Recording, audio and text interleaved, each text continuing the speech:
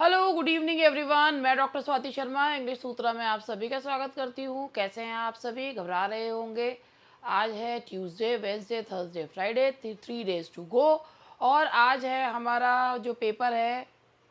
कौन सा डे है आज? कौन सा डे है?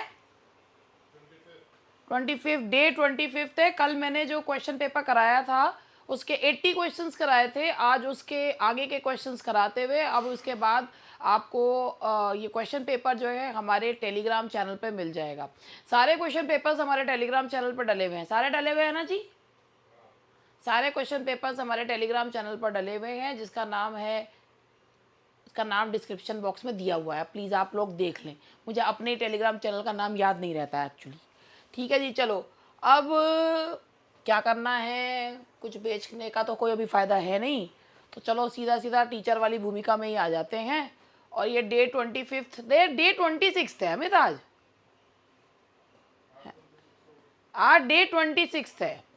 कल मैंने 80 क्वेश्चंस कराए थे, इससे आगे के क्वेश्चंस हैं। तो ये आप लोग देख सकते हैं कल वाला क्लास में। यहाँ से है ये क्वेश्चन नंबर 81 से आगे बढ़ते हुए जितने हैं, तो इसका पहले फर्स्ट 80 क्वेश्चन जो हैं वो कल की क्लास में मैंने कराए थे, यानी कि डे 25th में। तो चलो स्टार्ट करते हैं। Which of the following lines is written by Walt Whitman? If anything is sacred, human body is sacred. Until we hardly see, we feel that it's there. To symphony with hopes and fears, it needed not. तो ये जो lines हैं, ये आपकी इसमें जो पहली line है, ये जो है ये वॉल्ट विटमैन के द्वारा लिखी हुई लाइन है। कि मैं इसमें सामने से हट जाती हूँ कि which of the following lines is written by Walt Whitman. और ये जो है बाकी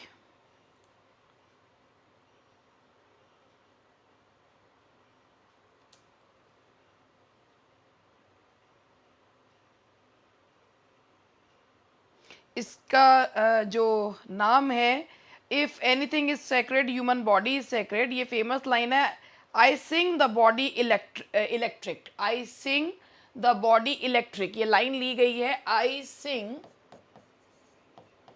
the body electric,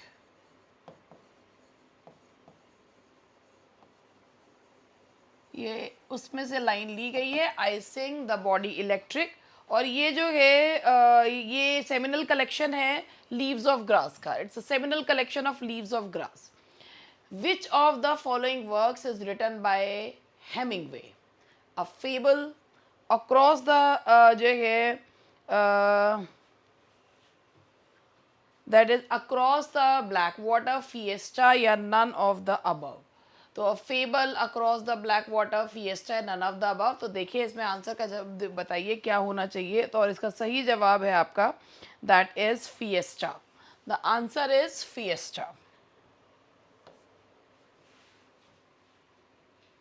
Which novel is written about? Which novel by Faulkner is about World War First and its aftermath?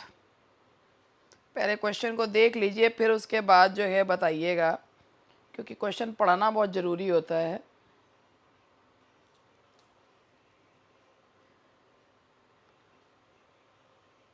देखिए, जो फॉकनर के द्वारा world war first और उसके आफ्टरमैथ यानी कि उसके कॉन्सिक्वेंसेस पे लिखा गया नॉवल है, दैट इज अ सोल्जर्स पे। Soldiers Pay, it was published in 1926. This novel got published in 1926. और ये इनका विलियम फॉकनर का फर्स्ट नॉवल था। It was first novel by William Faulkner.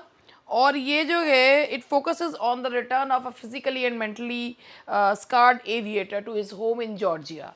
तो ये है सोल्जर्स पे। उसके बाद है नेक्स्ट क्वेश्चन है आपका, A Farewell to Arms by Ernest Hemingway is chiefly a story about dash in a realistic way. Farewell to Arms जो है वो किस बारे में है? A war and love, friendship of army men, conspiracy, conflict between arms and men. That is between war and love. A Farewell to Arms, that is war and love. ठीक है जी। Now the next one is, अगर कभी कभी ना ऐसे questions में हम लोग ए और डी में उसमें भी हो जाते हैं। एक्चुअली ये Italian campaign during world war first जो है ये सेट है। और इसमें फ्रेडरिक हेनरी और कैथरीन बार्कले, इसमें जो हीरो हीरोइन है फ्रेडरिक और कैथरीन है, तो ये इनके ज़रा वो याद रखने में दिक्कत होती है, फ्रेडरिक हेनरी और Catherine Barkley. In which among the following novels did Hemingway use the term the lost generation in the epigraph? Actually lost generation जो term है, ये term तो दिया है गर्ट्रूड स्टीन ने, ये term गर्ट्रूड स्टीन के द्वारा दिया गया है, लेकिन इस term को जो यूज़ करा है वो यूज़ करा है उन्होंने एपिग्राफ में द सन ऑल्सो राइजेस में. The Sun Also Rises. The expression I do not love, I cannot love, it's not in my nature of love appears in, ये क्वेश्चन कई बार रिपीट हो लिया, and that is the answer is Sunshine Cat. The lines I am forced by the five senses to fear the five senses are taken from, ये lines नेसेमेस्किल की हैं और ये lines हैं उनके कलेक्शन Hymns in Darkness में से. Hymns in Darkness. What is the rhyme scheme of the road not taken? The road not taken जो कि उनकी एक बहुत ही ज़्यादा जिसे कहना चाहिए एक एनिग्मेटिक पोएम है, और जिसमें जो पोएट है वो he is unable to decide which road he should choose. तो इसमें उसका जो राइम स्कीम है वो what is the rhyme scheme, ये कह रहा राइम स्कीम क्या, व्हाट इज़ द मीटर कहना चाहिए. एक्चुअली इसमें ना राइम स्कीम वर्ड नहीं आना चाहिए, इसमें आना चाहिए मीटर, कि कौन से मीटर में लिखा गया है. तो ये है ये देखो राइम स्कीम तो इसकी जो है ना, मैं भी अभी यही चीज़ आपको बता रही थी कि राइम स्कीम तो इसकी जो है वो ये है ए बी बी नहीं A B A B A B A B, ये राइम स्कीम है इसकी. और यहाँ पर ये लिखी गई है आयम्बिक टेट्रामीटर में, यानी कि हर लाइन में 8 सिलेबल 4 फीट 4 फीट का जो है, तो ये आंसर है आपका इसका, दैट इज आयम्बिक टेट्रामीटर. ये मीटर है, इसमें राइम स्कीम तो इसकी जो है वो है ए बी, ये राइम स्कीम है. When vegetation sprouts in the desert, it's a good sign. But when the ice in the Arctic and Antarctic begins to turn green, there is something terribly wrong. A report says that an iceberg approximately the size of New York City has broken off from the icy continent. An Argentine team discovered huge cracks in the polar ice caps. These developments can have serious implications. If polar ice fields melts, our coastal cities might be submerged, and sea levels across the world could rise between 3.65 and 6.09 meter in different parts of the earth. This is probably due to global warming. तो यहाँ पे what can be considered as a good sign in the desert? When shrub and trees grow there, when it snows in the, when ice caps melt and there, when there is vegetation found in the desert. तो अभी आप अगर आपने paragraph ठीक से ना पढ़ा हो तो मैं दोबारा से पढ़ देती हूँ. When vegetation sprouts in the desert, it is a good sign, but when the ice in the Arctic and Antarctic begins to turn gray, what can be considered as a good sign in the desert when there is a vegetation found in the desert? तो answer is D. तो इसका सही जवाब है D. The melting of ice fields in the Arctic and Antarctic regions is dangerous because the ice will turn green and poisonous. It will cause huge floods which will destroy coastal regions. It will create global warming and will badly affect our climate. Huge cracks will develop all over world. तो यहाँ पर ये पूछा है the melting of ice fields in the Antarctic. तो यहाँ पे लिखा हुआ है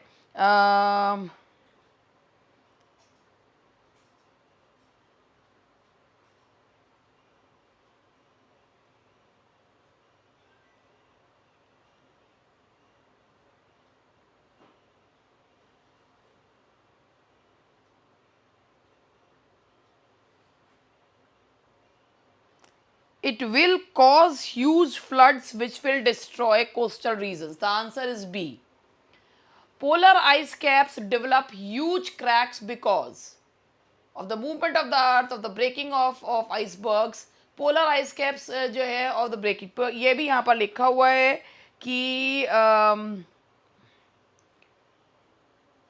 approximately the size of New York city has broken off from the icy continent.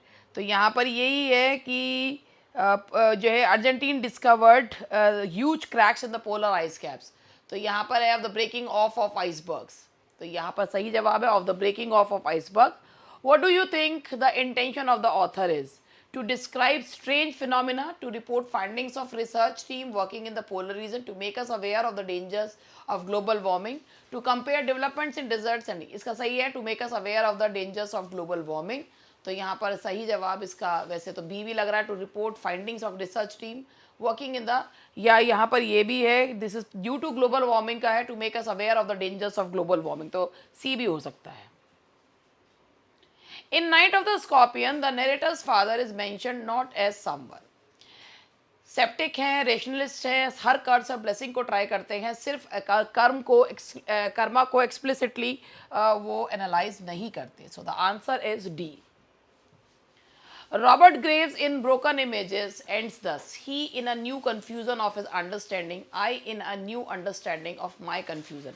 Word order reverse जब करते हैं तो वो फिगर ऑफ स्पीच कौन सी होती है? When the word order is reverse the figure of speech is chiasmus. The figure of speech is chiasmus. ठीक है जी, जब वर्ड ऑर्डर जो है वो क्या करा जाता है? चेंज किया जाता है।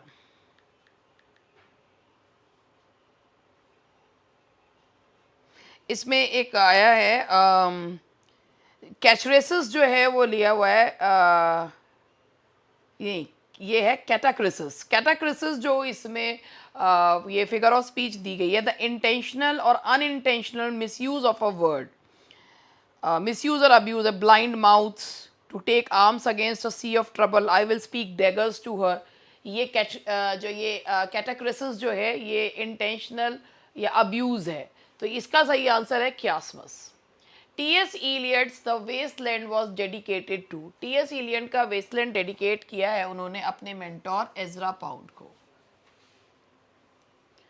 The Wasteland concludes with a phrase from which language? कौन सी लैंग्वेज पर खत्म होती है? Shantih shantih shantih, and that is Sanskrit.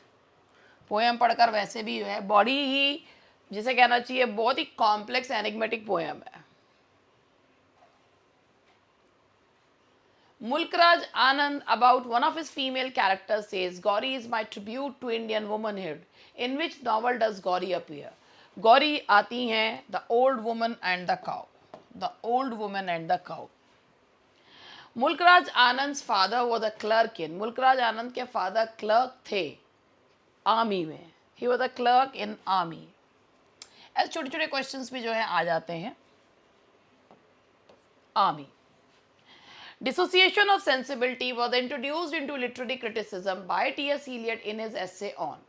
Dissociation of sensibility जो introduce किया गया था वो था metaphysical poets में, that is metaphysical poets. Weddon Priors in Hardy's The Mayor of Casterbridge is, Weddon Priors जो है वो क्या है? कोई व्यक्ति है, कोई चर्च है, कोई दुश्मन है। Weddon Priors क्या है? That's a plain farm town. Weddon Priors is a plain farm town. चलो ये क्वेश्चन ये वाला पढ़िए और फिर मुझे जवाब दीजिए।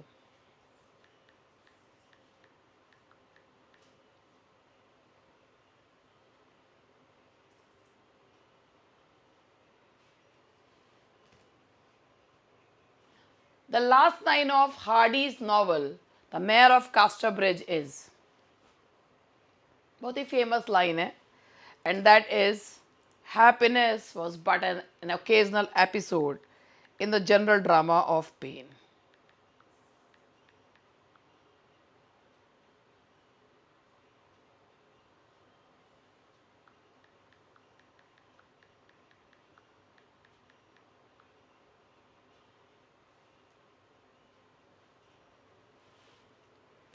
तो ये इसकी सही आंसर है इसका C. Happiness was but the occasional episode in a general drama of pain. In which year was a pre Raphaelite brotherhood establish? Pre Raphaelite brotherhood जो एस्टैब्लिश हुआ है, it was established in 1848। That is in 1840। ये painting के उसमें आया था, ये जो था, ये जो ब्रदरहुड हुआ था, डी जी रोजेटी इसके लीडर थे। और ये बेसिकली ये जो मूवमेंट था, it was in the field of paintings. Who is the author of the poem Sohrab and Rustam? Sohrab and Rustam poem के ऑथर जी हैं Matthew Arnold ji. That is Matthew Arnold.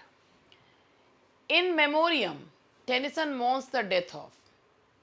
Tennyson अपने दोस्त और अपने would be brother in law Arthur Haller.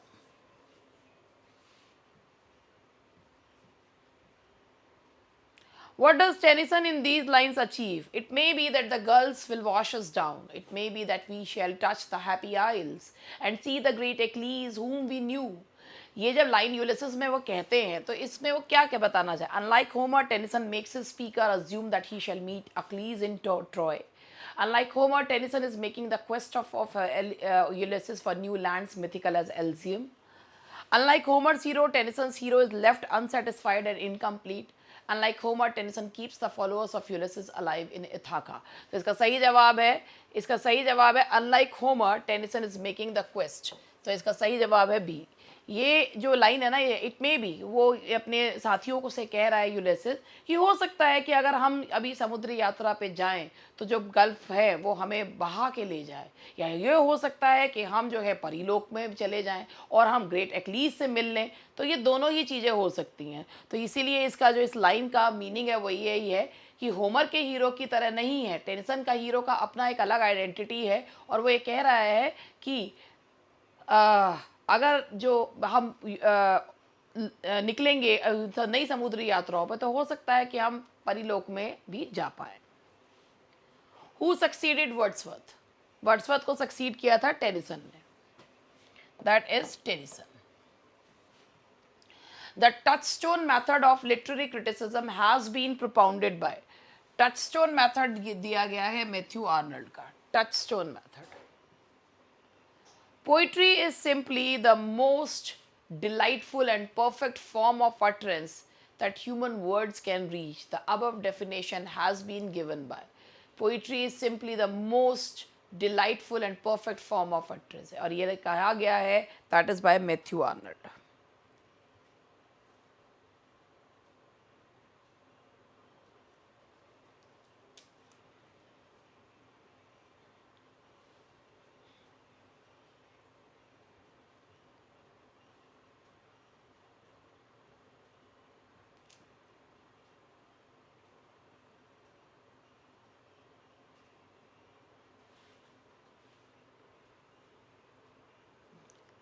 And that is Matthew Arnold. उसके बाद आपका सही जवाब नेक्स्ट क्वेश्चन का है, Shelley the चेंची is a. Shelley का चेंची जो है वो एक क्लोज्ड ड्रामा है। It's a play. It's a specifically a play, a closed drama. I fall upon the thorns of life I bleed. In which poem of Shelley does this line occur? ये line जो है वो Ode to the West Wind की बहुत ही famous lines हैं। Ode to the West Wind, जिसमें उन्होंने टर्जा रेमा यूज किया है। Which of the following is mismatch? अब मैं आपको इस क्वेश्चन का बताऊं, वैसे तो मैं क्वेश्चन लेती नहीं। ये क्वेश्चन जो है ये प्रीवियस ईयर का आया हुआ है, और इसमें ये है कि विलियम वर्ड्सवर्थ क्या टू अ स्काईलार्क नहीं है, क्योंकि विलियम वर्ड्सवर्थ ने टू द स्काईलार्क लिखी है, the Green Linnet, the To the Cuckoo, To the Skylark. लेकिन ऐसा नहीं है, 1805 में उन्होंने टू अ स्काईलार्क भी लिखी है। 1800 है 1805 में उन्होंने टू अ स्काईलार्क भी लिखी है। लेकिन तो इसलिए ये क्वेश्चन एक एफ क्वेश्चन है, लेकिन ये आया हुआ क्वेश्चन है, और उसमें बोर्ड ने ये माना था कि ये डी ऑप्शन जो है वो मिसमैच्ड है, क्योंकि ये एक जनरल सहमति से माना जाता है। जबकि अगर आप डब्ल्यू जे लॉन्ग की किताब पढ़ते हैं तो उसमें दिया हुआ है कि विलियम वर्ड्सवर्थ ने दोनों जो है पोएम्स लिखी हैं। टू अ स्काईलार्क 1805 में है, फिर टू द स्काईलार्क भी लिखी है। In which century did the Renaissance begin in Italy? Renaissance की शुरुआत इटली में हुई थी 14th सेंचुरी में। It begin in Italy in 14th century. Charles Dickens was the first editor of a newspaper which started in 1846. What was the name of that newspaper? The Morning Chronicle, Daily News, Morning Post, Daily Chronicle. And that is Daily News. The answer is Daily News.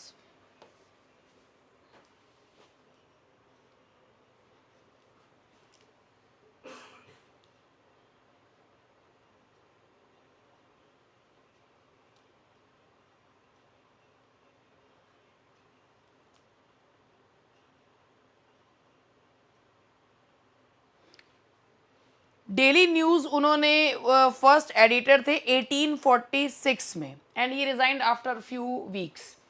और चलिए next है आपका, which of the following statements is not correct about Charles Dickens. Oliver Twist और Nicholas Nickleby में melodramatic elements हैं, सही जवाब है। हार्ले स्ट्रीट लिटिल डॉरेट में है। Strength and weakness hyper sensitive imagination में है, और ये मैंने क्वेश्चन पहले भी करवाया है।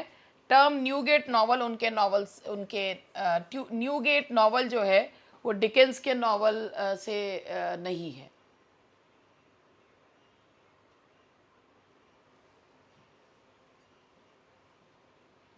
All pains the immortal spirit must endure, all weakness which impairs, all griefs which bow. These lines are written by, चलो सोचो और बताओ जरा, बस ये वाला भी करवाना है, फिर उसके बाद हो गया आपका।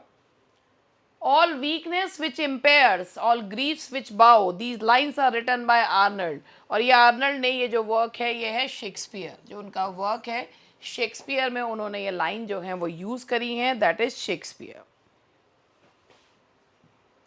Which among the following is not a group of four wheels of novel? Four wheels of novel जो है वो हेनरी फील्डिंग है, सैमुअल रिचर्डसन है, लॉरेंस स्टर्न है, लेकिन ऑलिवर स्मॉलेट नहीं है। स्मॉलेट टोबियास स्मॉलेट है, ऑलिवर स्मॉलेट नहीं है, टोबियास स्मॉलेट है। तो यही गलत जवाब है, that is D. S T. Coleridge separated from Wordsworth in the year, Coleridge और वर्ड्सवर्थ का साथ छूटा था 1810, 1810 में। How many chapters are there in Biographia Literaria by S T. Coleridge? 13, 25, 26 या 24 books, and that is 24 books, that is 24 books.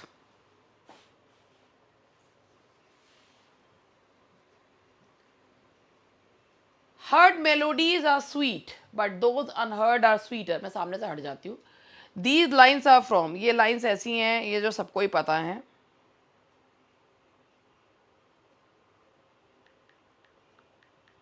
बोलते बोलते थक जाती हूँ मैं।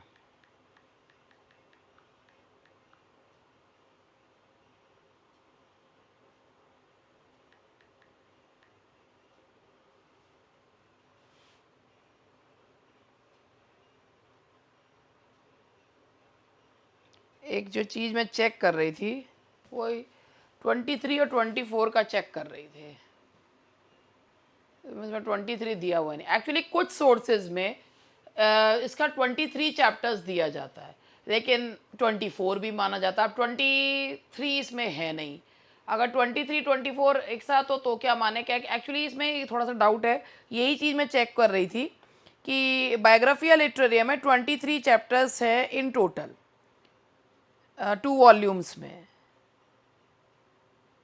और कुछ लोग जो है उसे 24 भी कहते हैं। अब यही तो कन्फ्यूज़न आ जाती है ना।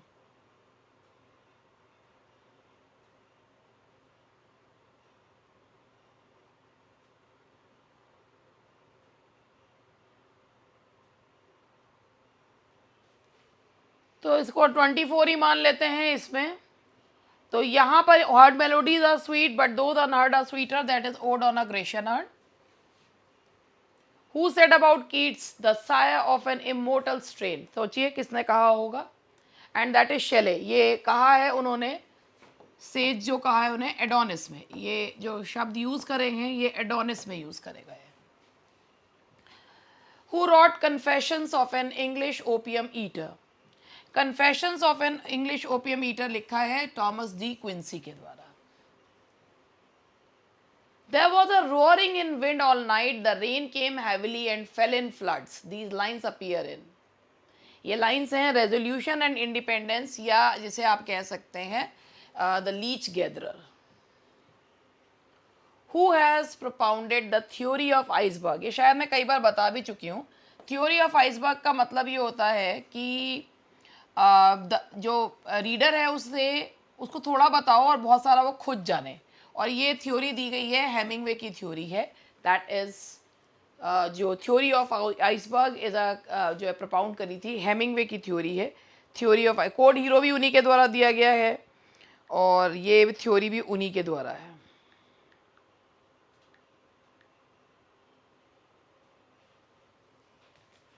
आगे बढ़ते हैं। One impulse from a vernal wood may teach you more of man. ये लाइन कौन से ली गई है? ये लाइंस हैं आपकी द टेबल स्टर्न की। These are the lines from tables turned. इतना सारा पढ़ा लिया फिर याद आया भगवान जाने मैंने माइक ऑन कर रखा नहीं कर रखा। Wordsworth's poem Peter Bell is dedicated to. Peter Bell is dedicated to Robert Southey. That is Robert Southey. O Hamlet, thou hast cleft my heart in twain. Find out the figure of speech. ध्यान से देखिएगा, ये एक घुमाने वाला question है। क्यों कह रही हूँ समझिएगा।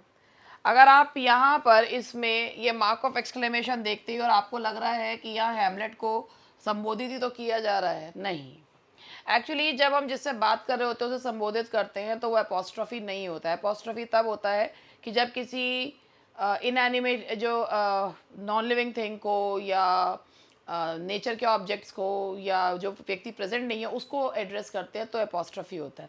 यहाँ है thou has cleft my heart in twain, कि तुमने मेरा दिल दो टुकड़ों में बांट दिया। That is hyperbole. द इसका है hyperbole. Where does Wordsworth compare himself to an alien harp? Wordsworth खुद को किस में? एलियन हार्प से कंपेयर करते हैं and the answer is the prelude. The answer is the prelude. Who coined the term poetic justice? Poetic justice यानी कि अच्छे के साथ अच्छा और बुरे के साथ बुरा, ये Rymer, Thomas Rymer. Which among the following does not belong to the pre-Raphaelites? दांते Gabriel Rossetti, William Holman Hunt, John Millais, लेकिन आइए रिचर्ड्स जो हैं वो इस ग्रुप को बिलोंग नहीं करते। Who popularized the term problem play? Problem play जो टर्म पॉपुलराइज करा था, बिल्कुल सही, हेनरिक इब्सन ने करा था। That is Henrik Ibsen. Which among the following does Shakespeare's play not belong to the group of problem plays? The Winter's Tale, measure for measure, all is well that ends well, Troilus and Cressida. भाई देखो ये ऊपर वाले तो जो है ये तीन नीचे के जो हैं ये प्रॉब्लम प्लेज हैं, लेकिन विंटर्स टेल जो है उनका रोमांस या ट्रेजी कॉमेडी माना जाता है। रोमांस या ट्रेजी comedy. A line or a part of line or a group of lines which is repeated in the course of a poem and usually at the end of each stanza with जिसे एक incremental जो repetition भी कहा जाता है, उसे क्या मतलब उसको क्या बोलते हैं जब एक स्टेंजा के बाद कुछ लाइंस रिपीट होती है? That is refrain. That is refrain. जब कोई अंतरा जो है वो रिपीट होता है, that is refrain. A composition in prose or public speech in sustained and elaborate praise of a person, group or deed is called? जब बहुत ज़्यादा प्रेज करा जाता है तो दैट इज पैनगायरिक। जब बहुत ज़्यादा तारीफ की जाती है that is पैनगायरिक।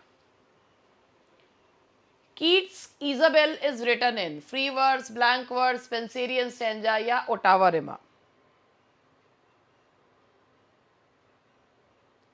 And that is Ottawa Rima. The answer is Ottawa Rima. How many books are there in Endymion? भाई 4000 लाइन्स हैं, प्रत्येक बुक में 1000 लाइन्स हैं, तो कितनी हुई? That is 4। 4 बुक्स हैं, 4। फीवरिश अटेम्प्ट का है, 4 books. Which work of Keats contains too many Miltonic inversions?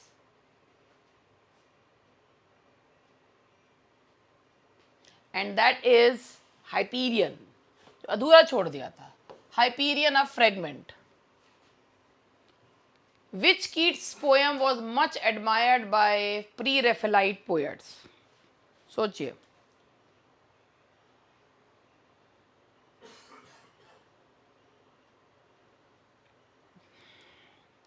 बोलते बोलते मैं थक गई।